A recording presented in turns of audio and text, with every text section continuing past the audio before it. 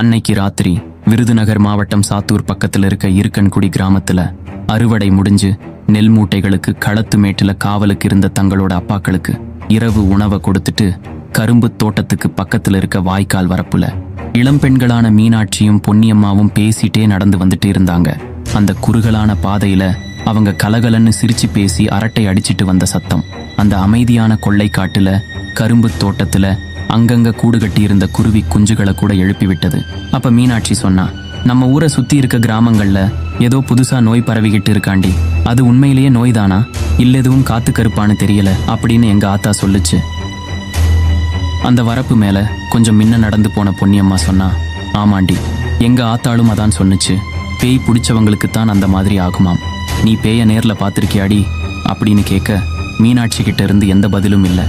என்னடி பதிலே சொல்ல மாட்டேன்னு பின்னாடி திரும்பி பார்த்தா அவளுக்கு பெரிய அதிர்ச்சி. இவ்வளவு நேரம் பின்னாடி நடந்து வந்துட்டு இருந்த மீனாட்சியை காணோம். குழம்பி போன அவ மீனாட்சின்னு கத்துனா. எந்த பதிலும் இல்ல. பயத்துல உறைஞ்சி போய் நின்ன அவ என்ன பண்றதுன்னு தெரியாம வீட்டுக்கு வேகமா ஓடினா. மறுநாள் காலையில அந்த விவசாய நிலத்துக்கு பக்கத்துல இருந்த ஆத்தங்கரையில மீனாட்சியோட உடம்பு கிடந்தது. ஆனா உயிர் இல்ல. அவளோட கண்ணு செக்கச் சிவந்த நிறமா மாறி இருந்தது. அந்த கொடிய நோய் அவளையும் தாக்கிட்டதா ஊருக்குள்ள பேசிக்கிட்டாலும் மீனாட்சியோட மரணத்தில் இருந்த மர்மம் சுற்று வட்டாரத்தில் இருந்த கிராமங்கள்ல பீதியை கிளப்பியது.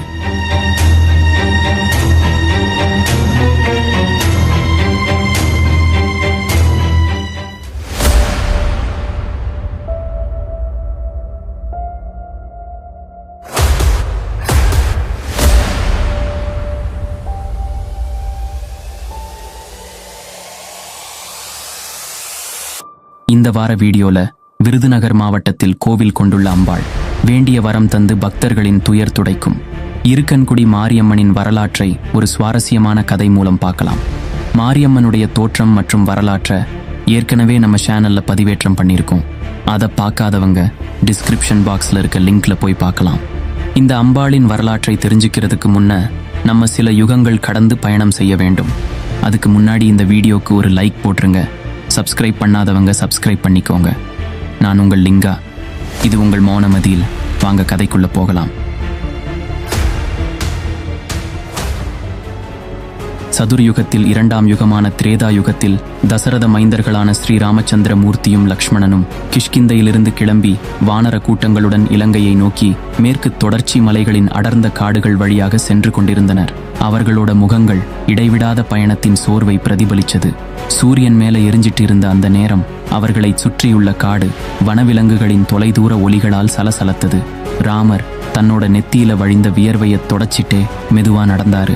லக்ஷ்மணா, இந்த காடு நீண்டுட்டே போகுது, வெப்பம் நம்மளை சோர்வடைய செய்யுது அப்படின்னு சொல்ல லக்ஷ்மணன் தலையசைச்சிட்டே, நீங்க சொல்றது சரிதான் அண்ணா, தாகத்துல வானர வீரர்களும் ரொம்ப சோர்வடைஞ்சிட்டாங்க, தண்ணி இல்லைன்னா மேற்கொண்டு போற நம்மோட பயணம் ரொம்ப தாமதமாயிடும்.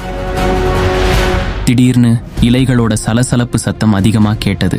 நிழல்ல இருந்து ஒரு அமைதியான உருவம் வெளியில வந்தது. மெல்லிய புன்னகையோட ஒரு வயதான முனிவர் கையை உயர்த்தி ஆசீர்வதிச்சாரு. தசரத மைந்தர்களே, நீங்கள் சரியான பாதையில் செல்கிறீர்கள். நீங்கள் காக்கும் தர்மம் உங்களுக்கு துணை இருக்கும். வெற்றியுடன் திரும்புங்கள் அப்படின்னு சொல்ல ஸ்ரீராமர் கூப்பிய கைகளோட அவரை வணங்கி நின்றாரு. முனிவரே, உங்கள் வார்த்தைகள் எங்கள் சோர்வுற்ற இதயங்களுக்கு ஆறுதல் அளிக்கிறது. களைப்புற்ற எங்கள் வறண்ட தேகத்துடன் பயணத்தை தொடர தண்ணீரை தேடுகிறோம். தாங்கள் தான் எங்களுக்கு உதவி செய்ய வேண்டும் அப்படின்னு கேட்க அதுக்கு அந்த முனிவர், ராமா, நீ நிற்கும் இந்த புனித மண்ணிற்கு அடியில் கங்கையே இருக்கிறது அப்படின்னு சொல்ல உடனே லட்சுமணன் ஆச்சரியத்தோட, அந்த கங்கா நதி இந்த பூமிக்கு அடியில மறைஞ்சிருக்கா அப்படின்னு கேட்க முனிவர் தலையசைச்சாரு. ஒரு காலத்துல அகத்திய மகரிஷி இந்த நிலத்திற்கு விஜயம் செய்தாரு.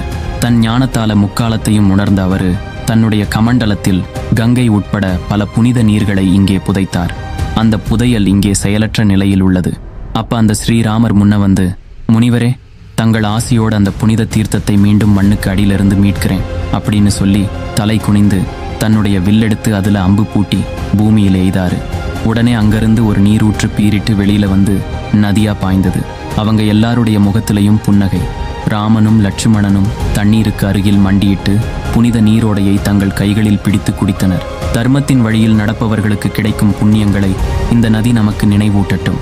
புதையலாக மண்ணுக்குள் வைத்திருந்த புனித நீர் ஆறாக ஓடியமையால் அதை வைப்பாறு என்று அழைப்பார்கள் அப்படின்னு அந்த முனிவர் சொல்ல, எல்லாரும் அந்த முனிவர்கிட்ட ஆசீர்வாதம் வாங்கிட்டு இலங்கைக்கு சீதையை மீட்பதற்கான தங்களோட பயணத்தை தொடர்ந்தாங்க.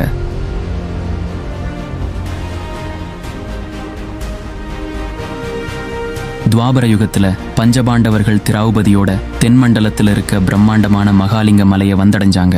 கடினமான தங்களுடைய பயணத்துக்கு அப்புறம் அவங்க புத்துணர்ச்சி அடைவதற்கும் சிவபூஜை செய்வதற்கும் ஒரு நீரூற்றோ நதியோ எங்கேயுமே அவங்க கண்களுக்கு புலப்படல.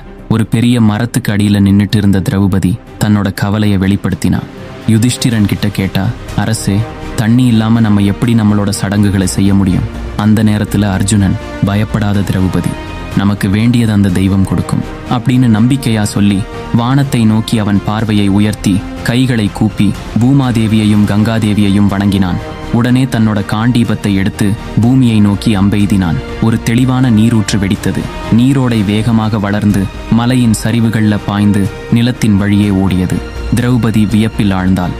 பாண்டவர்கள் அனைவரும் புன்னகைக்க அந்த நேரம் யுதிஷ்டிரன் சொன்னாரு, அர்ஜுனா, உன்னோட பக்தியாலையும் திறமையாலையும் வறண்ட நிலத்தில் அந்த கங்கையே பெருக்கெடுத்து ஓடுது. இந்த நதி அர்ஜுனா நதி என்று பெயர் பெற்று விளங்கும்னு சொன்னாரு. பஞ்ச பாண்டவர்களும் திரௌபதியும் அந்த நதியில நீராடி சதுரகிரி மலை என்றழைக்கப்படும் மகாலிங்க மலையில அந்த சிவனை பூஜித்து தங்களோட பயணத்தை தொடர்ந்தாங்க.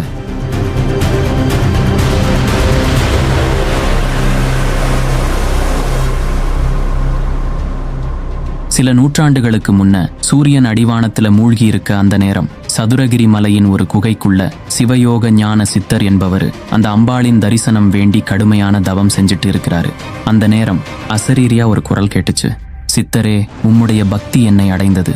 இங்கிருந்து அர்ஜுனா நதிக்கும் வைப்பாருக்கும் இடையில் உள்ள மணல் பீடத்திற்கு செல் என்று கூற அடுத்த நிமிடம் தன்னோட பயணத்தை தொடங்கினாரு சித்தர். அந்த மணல் மேட்டு பகுதியை அடைஞ்ச சித்தருக்கு அம்பாள் காட்சி தந்தாங்க.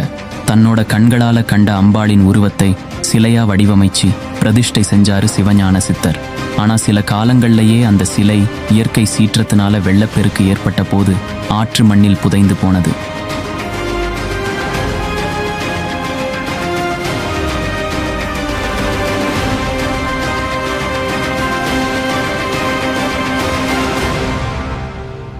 அன்னைக்கு காலையில இருக்கன்குடி கிராமத்துல ஊர் பெரியவர்கள் எல்லாம் ஒண்ணு கூடி பக்கத்து கிராமத்துல பரவிட்டு வர கொடிய நோய் பத்தியும் அதை பத்தின அமானுஷ்யமான வதந்திகள் பத்தியும் பேசிட்டு இருந்தாங்க. அதுல ஊர் பெரியவர் ஒருத்தர் சொன்னாரு, நம்ம சுத்துவட்டாரத்து கிராமங்கள்ல இதுவரை வராத ஏதோ ஒரு கொடிய நோய் மனுஷங்களை தாக்கி வருது. எந்த வைத்தியத்தினாலையும் அதை சரி பண்ண முடியல. இதுவரை நம்ம ஊர்ல யாருக்கும் வராம இருந்தது. ஆனா நேத்து பரிதாபமா மீனாட்சி அதுல பாதிக்கப்பட்டு இறந்துட்டா. அப்ப கூட்டத்தில் இருந்த அந்த கிராமத்து இளைஞனான மாரியப்பன் கேட்டான், மீனாட்சி செத்து கிடந்த நிலைமைய பார்த்தா அது வெறும் நோய் தாக்கி இறந்தது மாதிரி தெரியலையே அப்படின்னு கேட்க, இல்ல, அது வெறும் நோய்தான். வீணா எந்த வதந்தியும் யாரும் கிளப்ப வேண்டாம் அப்படின்னு சொல்லி மேற்கொண்டு பெரியவர் சொன்னாரு, நம்ம இப்ப என்ன செய்யணும்னா, பொழுது சாஞ்சதுக்கு அப்புறம் யாரும் வீட்டை விட்டு வெளியில போக வேணாம். ஏன்னா ராத்திரி நேரம் வீட்டை விட்டு வெளியில போறவங்க தான் இதுல அதிகமா பாதிக்கப்படுறதா சொல்றாங்க. அதோட வெளிகிராமத்தை சேர்ந்த யாரும் நம்ம கிராமத்துக்குள்ள கொஞ்ச நாள் வராம பார்த்துக்கணும். நீங்க எல்லாரும் ஒத்துழைச்சாதான் நம்ம இந்த இக்கட்டான காலகட்டத்திலிருந்து வெளியில வர முடியும். கூட்டம் கலைஞ்சது. பொழுதும் சாஞ்சது. எல்லாரும் அவங்கவங்க குடிசைக்கு போனாங்க. என்னதான் கிராமத்தோட பாதுகாப்புக்கு முன்னெச்சரிக்கை நடவடிக்கை எடுத்தாலும் அவங்கவங்க குடிசையில் இருக்க எல்லாரும் பதற்றத்தோட தான் இருக்காங்க. பொன்னியம்மா இன்னும் அந்த அதிர்ச்சியிலிருந்து வெளியில வரல. அந்த எண்ணெய் விளக்குக்கு பக்கத்துல உக்காந்து மீனாட்சியை நினைச்சு அழுதுட்டு இருந்தா. பொன்னியம்மாவோட தங்கச்சியான பரிபூரணம் அவளை சமாதானப்படுத்த முயற்சி பண்ணிட்டு இருந்தா. மீனாட்சியோட குடும்பம் சோகத்துல மூழ்கி இருந்துச்சு. அவளோட தம்பியான காசி கையில ஒரு சின்ன பொம்மைய வச்சுட்டு ரொம்ப சோகத்தோட ஜன்னலுக்கு பக்கத்துல உட்கார்ந்திருந்தான். அந்த குடிசைக்கு வெளியில தெரிஞ்ச கரும்பு காட்டை பார்த்துட்டே இருந்தான். அவனோட மனசு வயசுக்கு மீறின உணர்ச்சிகளோட மல்லு கட்டுனுச்சு. அப்ப திடீர்னு ஜன்னலுக்கு வெளியில தூரத்துல ஒரு விசித்திரமான தோற்றத்துல ஒரு சின்ன பொண்ணு அவனை பார்க்குற மாதிரி இருந்தது. அவனை பார்த்து சிரிச்சிட்டே அந்த காட்டுக்குள்ள நடந்து போனான்.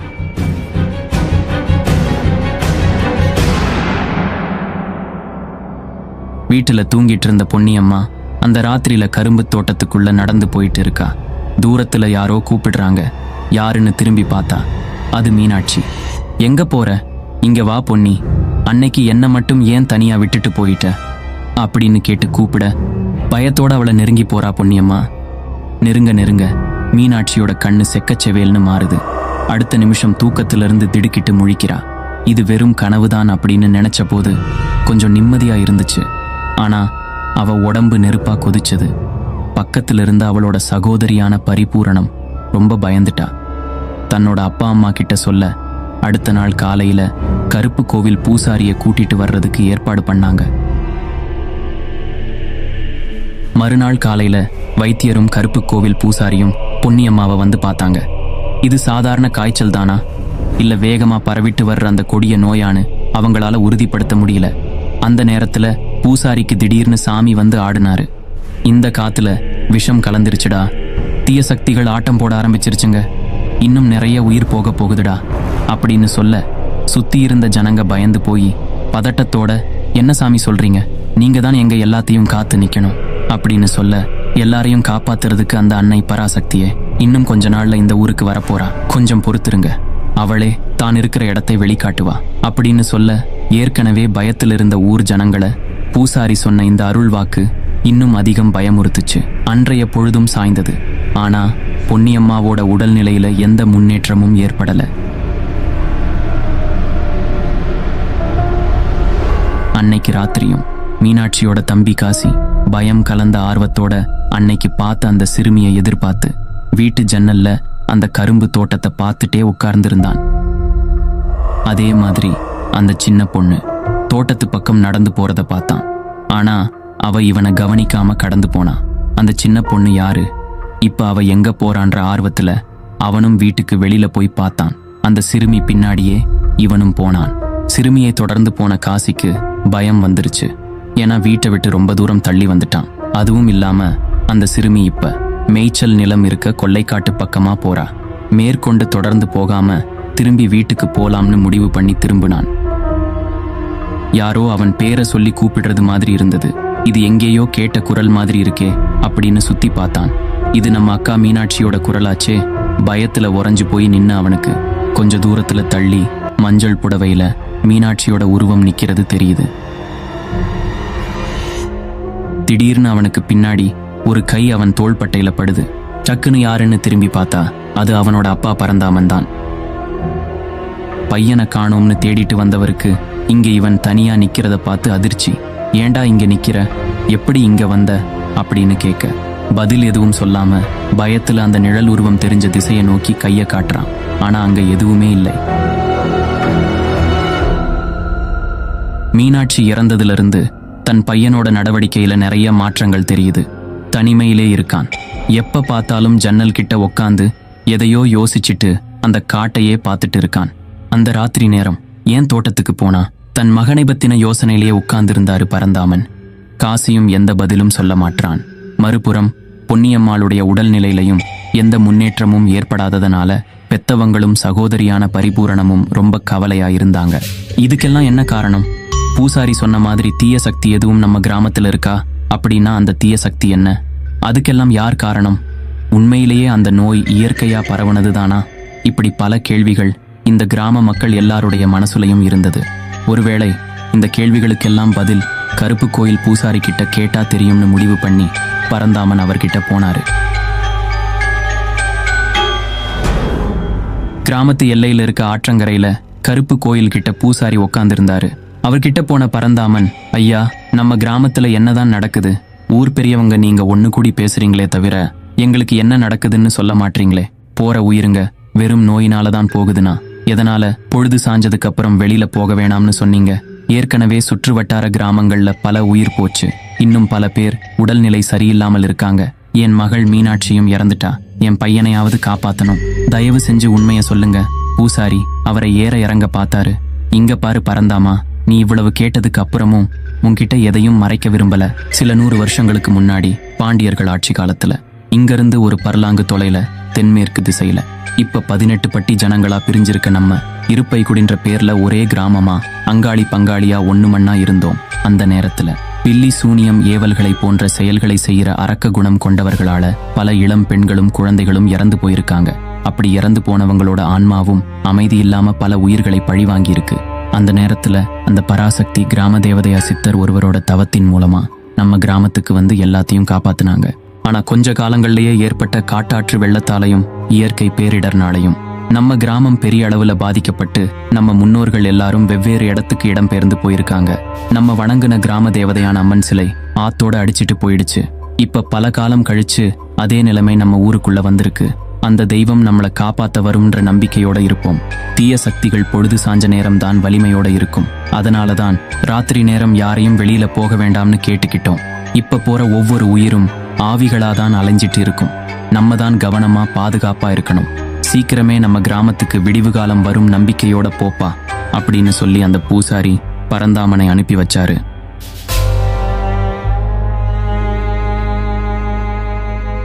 பொன்னியம்மாளுக்கு அன்னைக்கு ஏற்பட்ட அதிர்ச்சியினாலையும் பயத்தினாலையும் உடல்நிலை சரியில்லாத காரணத்தினால வீட்டு வேலைகளை எல்லாம் முன்ன நின்னு சிறுமியான பரிபூரணம் தான் செய்கிறா. 10 வயதேயான சிறுமி பரிபூரணம் மிகவும் திடமான பெண். தன்னோட அம்மாவை விட தன் சகோதரிய ரொம்ப கண்ணுங்கருத்துமா பாத்துக்கிறா. அன்னைக்கு அதிகாலையில சூரியன் உதிக்கிறதுக்கு முன்ன வாசல் தெளிக்கிறதுக்கு வெளியில வந்தா.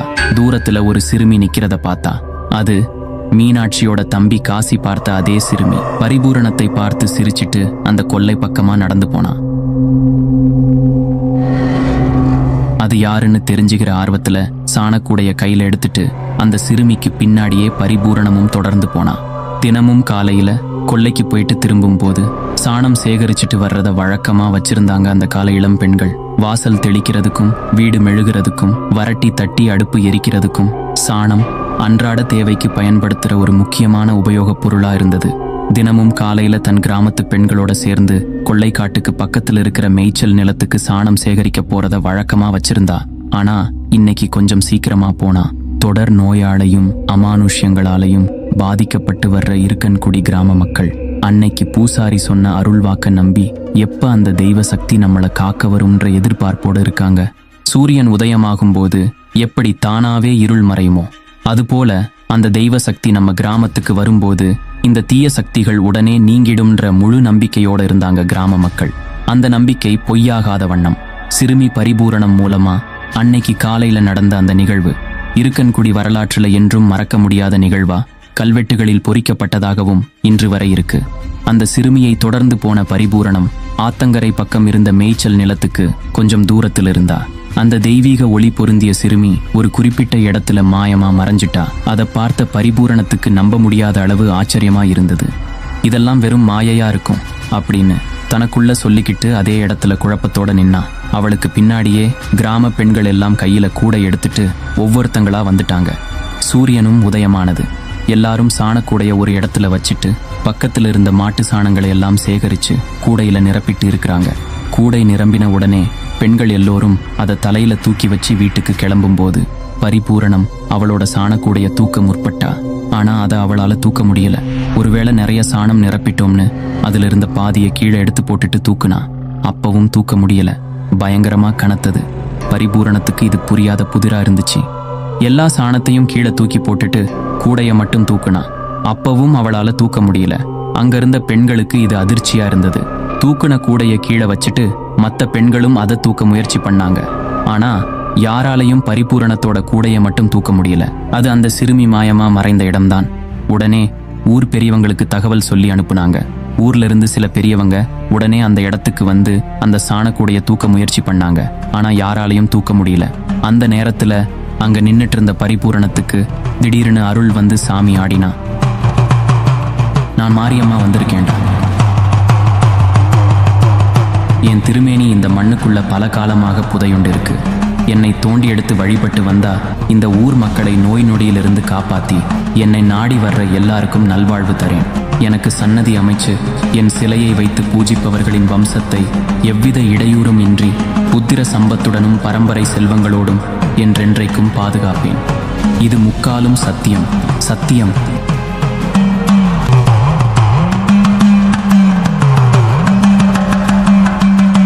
அம்மன் சொன்ன மாதிரியே அந்த இடத்தை தோண்டி எடுத்த போது இந்த அண்ட சராசரத்தில் ஆக்களும் நானே, அழித்தலும் நானே. நான் இன்றி ஓர் அணுவும் அசையாது என்பதற்கு ஏற்றவாறு வலது காலை மடித்து இடது காலை தொங்கவிட்ட தோற்றத்துடன் 4 திருக்கரங்களுடன் கையில் சூலமும் உடுக்கையும் ஏந்தி அபய முத்திரையுடன் கூடிய கற்சிலையாக மண்ணுக்கடியில் புதைந்திருந்தாள் அம்பாள். இதையடுத்து அம்மன் சிலை பூமியில் இருந்து முழுமையாக வெளியில் எடுக்கப்பட்டது. அந்த சிலையை ஊருக்குள் எடுத்து சென்று வழிபட்டு வந்தனர். அடுத்த 3வது நாள் பரிபூரணத்துக்கு மீண்டும் அருள் வந்தது. பக்தர்களே, உலக்கை சத்தமும் முரச்சத்தமும் என் செவிபுகாதிருக்க வேண்டும். எனவே என்னை கண்டெடுத்த பகுதியில் கொண்டு சென்று பிரதிஷ்டை செய்து வழிபடுங்கள். எனக்கு அமைக்கப்படும் ஆலயத்தில் கொடிமரம், ரிஷபம், பலிபீடம், சுற்றிலும் 21 பந்தி தெய்வங்களும், வலதுபுறம் கருப்பனுக்கு கோவிலும் அமைக்க வேண்டும் என்றார். அம்மன் உத்தரவிட்டபடி அந்த புண்ணிய பூமியில் கோவில் கட்டும் பணி தொடங்கியது. ஒரு கருவறை, சிறிய முன் மண்டபம் என்று மிகச்சிறிய அளவில் அந்த கோவில் கட்டப்பட்டது. 1545ஆம் ஆண்டு உத்திர நட்சத்திரத்தில் சிவபோக ஞானசித்தர் நிஷ்டையாகி இருந்த இடத்தில் மாரியம்மன் சிலை வைத்து கும்பாபிஷேகம் நடத்தப்பட்டது. என்னைக்கு அம்பாளுடைய திருவுருவச் சிலை இருக்கங்குடியில் பிரதிஷ்டை செய்யப்பட்டதோ அன்றோடு அந்த கிராம மக்கள் எதிர்பார்த்தது போலவே அதுவரை மக்களை துன்புறுத்தி வந்த நோய் தொற்றும் அமானுஷ்யங்களும் மறைந்து காற்றில் தெய்வீக அலை பரவியது. அன்று முதல் இருக்கன்குடிக்கு மட்டுமின்றி அதை சுற்றியுள்ள நத்தத்துப்பட்டி, மேட்டுப்பட்டி கிராமத்து மக்களுக்கும் அருள் கடாட்சம் தந்து பாதுகாக்கும் குலதெய்வமாக இருந்து காத்து வருகிறார் அம்பாள். பொதுவா ஒரு கிராம தேவதைக்கு பல நாட்டுப்புற கதைகள் வாய்மொழிகளாக கூறப்படும். இதுவரை நீங்கள் பார்த்தது செவி வழியாக கூறப்பட்ட வரலாறு. திருக்கோவில் தலபுராணத்தின்படி சுமார் 450 ஆண்டுகளுக்கு முன்பு இருக்கன்குடி கிராம பெண்கள் வழக்கம் போல சாணம் சேகரித்துவிட்டு சாணக்கூடையை தலைக்கு தூக்க முயற்சிக்கும் போது இத்திருக்கோயிலின் தற்போதைய பரம்பரை அறங்காவலர்கள் மற்றும் பூசாரிகளின் குடும்பத்தை சார்ந்த மூதாதையராகிய ராமசாமி பிள்ளை என்பவரின் மனைவி பரிபூரணத்தம்மாள் என்ற பெண்ணின் சாணக்கூடையை மட்டும் தரையிலிருந்து எடுக்க முடியவில்லை. சாணத்தை எல்லாம் பரிபூரணத்தம்மாள் அகற்றிய பிறகும் கூடையை எடுக்க முடியவில்லை. அனைவரும் அதிர்ச்சியோடு நிற்க அந்த பெண்ணுக்கு அருள் வந்து அன்னை பூமிக்குள் புதைந்திருக்கும் வரலாற்றை சொல்லி புதையுண்டிருந்த அம்மனை எடுத்து பிரதிஷ்டை செய்து வழிபட்டனர். இந்த கோவிலில் வழிபட்டு செல்பவர்களுக்கு அம்மை உட்பட அனைத்து விதமான நோய்களும் நீங்கும் என்கிற நம்பிக்கை இருக்கிறது. கோவிலின் தெற்கு பக்கம் வைப்பாரும் வடக்கு பக்கம் அர்ஜுனா ஆறும் பாய்கிறது. முற்கால பாண்டியர் காலத்தில் இருப்பை குடி என்றும் இரு கங்கை கூடுமிடம் என்று சொல்லப்பட்டும் வந்த இடத்தில் அம்மன் குடி கொண்டு விட்டதால் இரு கங்கை குடி என்று இருந்து பின்னால் அது இருக்கன் குடி என்றாகிவிட்டது. இங்கு குழந்தை இல்லாதவர்கள் குழந்தை வேண்டி தொட்டில் கட்டி வேண்டுகின்றனர். உடல் குறைபாடுள்ளவர்கள் உருவம் செய்து வைத்து வழிபடுகின்றனர். இது தவிர காது குத்துதல், ஆடு கோழி பலியிட்டு அசைவ உணவு சமைத்து அன்னதானம் செய்தல் போன்றவையும் செய்யப்படுகிறது. பொதுவாக எந்த மாரியம்மன் கோவில்களிலும் ஆடு கோழி போன்றவைகளை உயிர் பலியிடும் வழக்கம் கடைபிடிக்கப்படுவதில்லை. இந்த கோவிலில் இருக்கும் கருப்பசாமி போன்ற காவல் தெய்வங்களுக்கு தான் உயிர் பலியிடும் வழக்கம் இருந்தது. ஆனால் காலப்போக்கில் இது மாரியம்மனுக்கு செய்யும் வேண்டுதலாகிவிட்டது. இத்தலத்தில் உள்ள வயன மண்டபத்தில் 20 நாட்கள் தங்கி 6 பூஜைகளுக்கும் போய் தீர்த்தம் எடுத்து தடவினால் கண் பார்வை கிடைக்கும். அம்மன் தோன்றிய இடத்தில் உள்ள தலவிருட்சத்தில் தண்ணீர் எடுத்து ஊற்றினால் குழந்தை பாக்கியம் கிடைக்கும். 1908ஆம் ஆண்டு முதல் இங்கு ஆடி பிரம்மோற்சவம் நடந்து வருகிறது. மதுரைக்கு தெற்கே உள்ள தென் மாவட்ட மக்கள் மத்தியில் இத்தலம் மிகச்சிறந்த சக்தி பீடமாக திகழ்கிறது. தை, பங்குனி, ஆடி மாதங்களில் இத்தலத்தில் சிறப்பான விழாக்கள் நடத்தப்படுகின்றன. எங்கும் நிறைந்த பரம்பொருளாய் பெருஞ்சுடராய் தம்மை வழிபடும் பக்தர்களுக்கு தக்கவரம் தந்து தன் நிலையில் வைத்து பாதுகாக்கும் தன்னிகரில்லாத தாய்தான் இவ்வாலயத்தில் அருள் பாலிக்கும் இருக்கன்குடி அருள்மிகு மாரியம்மன். அன்னையின் அருள் வாக்கு பலித்ததாலும் அவள் மகிமையாலும் நாடி வந்தவர்களுக்கெல்லாம் நல்ல பலன் கிடைத்தது. வரம் வேண்டியும் வாழ்வு வேண்டியும் வருகின்ற மக்களுக்கெல்லாம் பரிபூரண நிம்மதியும் நிறைவும் கொடுத்து அருள் பாலிக்கிறார் அம்பாள். இந்த வீடியோவை பார்த்த அனைத்து நண்பர்களுக்கும் உங்கள் குடும்பத்தினருக்கும் வரவிருக்கும் புதிய ஆண்டிலிருந்து அனைத்து துயர்களும் விலகி ஆரோக்கியத்துடனும் மகிழ்ச்சியுடனும் வாழ இருக்கன்குடி அருள்மிகு மாரியம்மனிடம் வேண்டிக் கொள்கிறேன். இன்னும் இந்த மாதிரி நம்முடைய தெய்வங்களோட வரலாற்ற அல்லது நம் பண்டைய கோவில்களின் தலபுராணங்களை சினிமேட்டிக் ஸ்டோரியா அடுத்தடுத்த வீடியோவில் பார்க்கலாம். உங்களோட கருத்துக்களை அல்லது உங்களுடைய அனுபவங்களை கமெண்ட் செக்ஷன்ல தெரியப்படுத்துங்க. உங்களோட சப்போர்ட்டை என்னோட சேனலுக்கு சப்ஸ்கிரைப் பண்ணியும் இந்த வீடியோவுக்கு லைக் பண்ணியும் கமெண்ட் பண்ணியும் இந்த வீடியோவை உங்களோட ஃப்ரெண்ட்ஸ் அண்ட் ஃபேமிலி கூட ஷேர் பண்ணியும் தெரியப்படுத்துங்க. இன்னும் உங்களுக்கு என்னோட ஒர்க் பிடிச்சிருந்துச்சுன்னா சூப்பர் தேங்க்ஸ் பட்டனை பிரஸ் பண்ணி உங்க பாராட்டுகளை எனக்கு தெரியப்படுத்தலாம். இன்னும் இது போன்ற பல வீடியோக்களுக்கு மௌனமதிலுடன் இணைந்திருங்கள். நன்றி.